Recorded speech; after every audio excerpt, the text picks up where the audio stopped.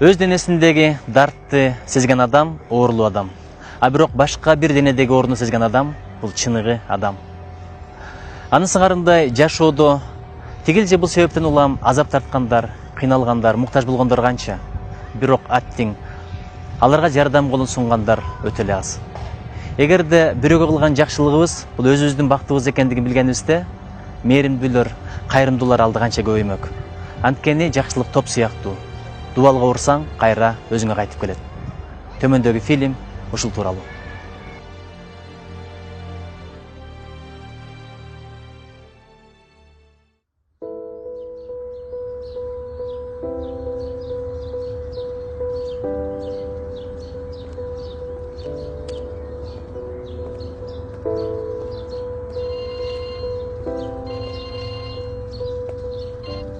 Алло.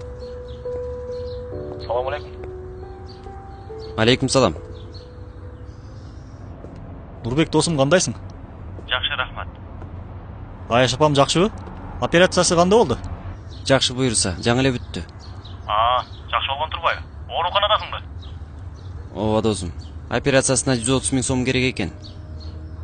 Анан кимден акча табам деп ойлонуп отурам. Мага бир эле жума убакыт беришти. Кызылат болбо досум. Бирдеме кылабыз. Мен фотоаппаратымды сатууга койдум интернетке. Жана эле бирөө чалды. Операцияга керек болуп сатып жатам десем, макул 20 000 алам деди. Азыр больницага баратам. Аяш апам экөөңөрдү акыркы жолу сүрөткө тартып калайын. Досум, сени да аябай кыйнадым окшойт. Эч нерсе эмес досум. Бир нече жыл мурун мага бирөө бир сөз айткан болчу. Ошол сөз азыр мага дем күч берип жатат. Кайсы сөз? Ысырапта жакшылык болбогондой эле, жакшылыкта да ысырап жок. Эстедиңби досум?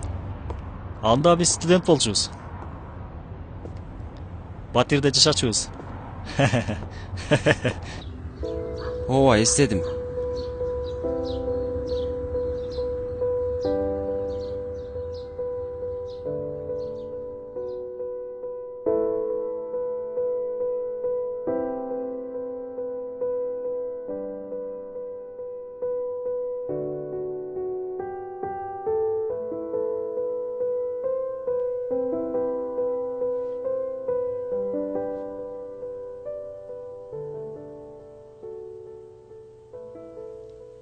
Досум, уксаң, жаңы бир ыр жаздым. Өзгөргөн өңүн окшоп акчынынын, күндөрү өтүп барат жаштыгымдын. Көбүрөөк кечегиден бүгүн жанга, тийсе экен тилден колдон жакшылыгым. Азамат. Уруксат берсең, дароо Фейсбукке киргизип салайын. Жок. Мага батирге төлөгөнгө 4 000 сом жетпей жатат. Андан көрө гезитке сатам дагы, анан батирге төлөйм. Койчу, 4 000 сомго элеби? Бул деген шедевр эмеспи? Билбейм. Мага койсо эч кимге бермек эмесмин. Бирок апам да ооруп жатпайбы? Анан дагы өзүм жаным өзүм багайын да.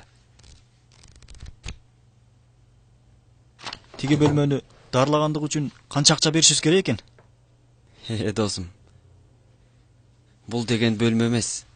Бул деген Канталанын ордосу. Ким келди? Азыр, карайынчы.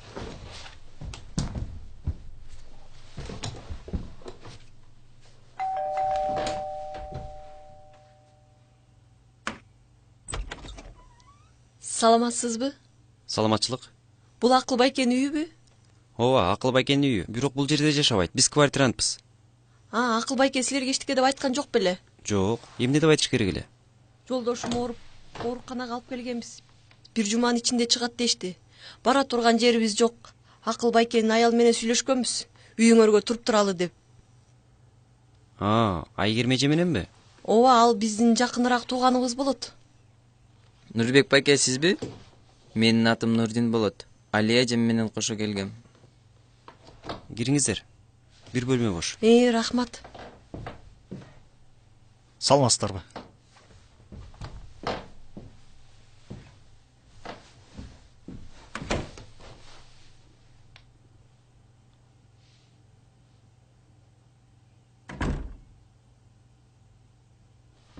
Нұрбек, ал үйді дарылатып салбадық біле. Кичинекей баласына зиян го. Апей, унутуп калган турбайм ба?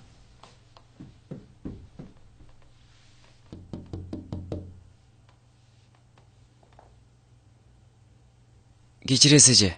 Биз канталага каршы бөлмөбүздү дарылатып салдык эле. Ооба, мен дагы байкадым.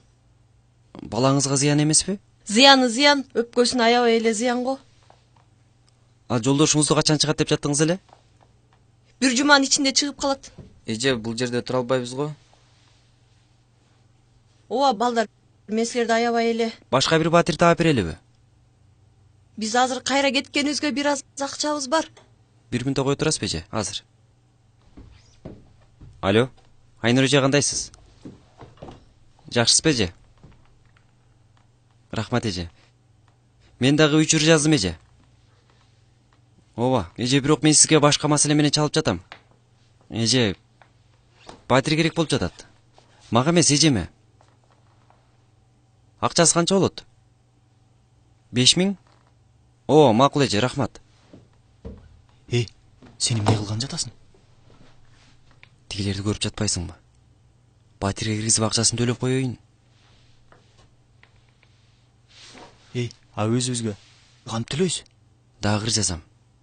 Жакшы ыр жазам. Жакшы баага сатылат. Кимге сатасың? Ким алат сенин ырыңды? Кудай буйрса сатылат. Кудайым жардам берет. Имам Азам айткан. Ысырапкорчулукта жакшылык болбогондой эле, жакшылыкта да ысырапкорчулук жок. Кичинекей баласы менен каяка бармак эле. Ке, андан көрө 1000 сом берип тур. 1000 сом? Кайра аласың. Ооба.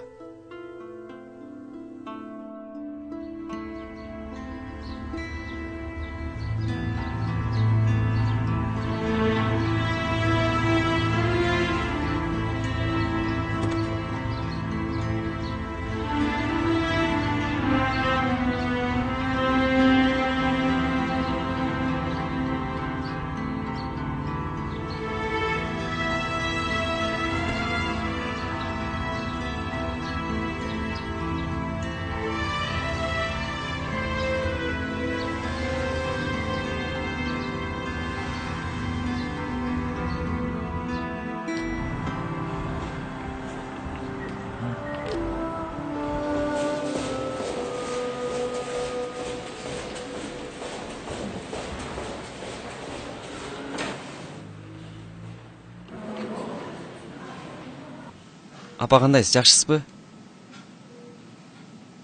Эже, сиз саламатсызбы? Саламатчылык. Сендей уулду кандай апа тарбиялады болду экен деп, сен апаң менен атайын учурашканы келдим. Балаңыз кайда? Азыр окуп жатат. Күйөөңүз жакшы болуп кеттиби теги? Мынакей сенин алдыңда турат. Сенин апаң операция кылды. Расул Камалович, сиз... Нурбек иним. Сени биз издеп жүргөнбүз, Акын Нурбек деп. Апаңдын операциясына кеткен чыгымды биз жаап койдук. Сен аны бир кезде Алия эжең менен инисине төлөп койгон турбайсыңбы?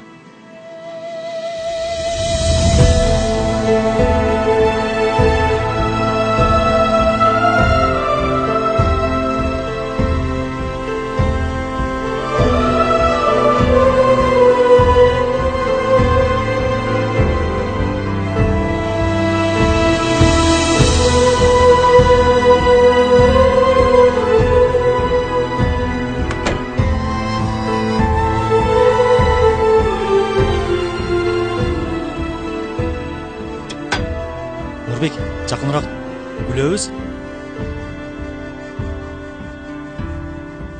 1, 2.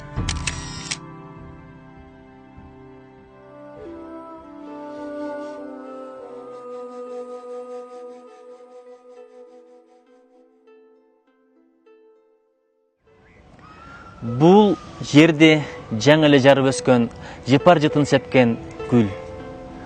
Бул гүлдүн келечеги али алдыда. Кудай буйрса дагы бутактайт, дагы шактайт. Агарат, көгөрөт, баралына келгенде мындан да чырайлуу, мындан да кооз болот. Бул гүлдүн келечеги бар. Эмне дегенде топурак алдында анын тамыры терең. Адам бактылуу болом десе, ийгиликке жетем десе, эки дүйнө даражам бийик болсун десе, анын да тамыры бар. Бул бирөөгө кылган биздин жакшылык.